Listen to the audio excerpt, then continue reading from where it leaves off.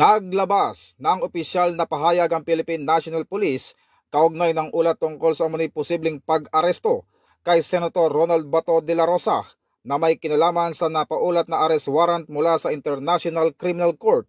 Nilinaw ng PNP na kikilos lamang sila batay sa mga legal na kautusan at alinsunod sa umiiral na batas, mga patakaran at itinakdang proseso.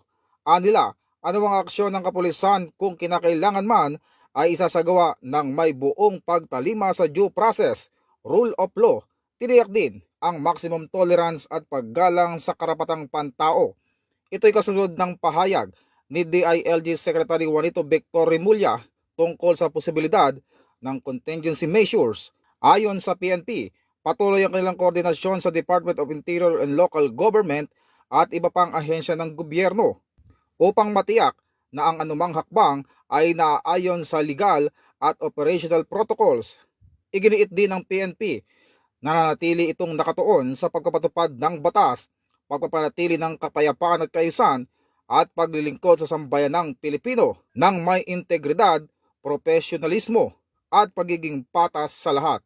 Ito ang bagong PNP para sa bagong Pilipinas, serbisyong mabilis, tapat at nararamdaman.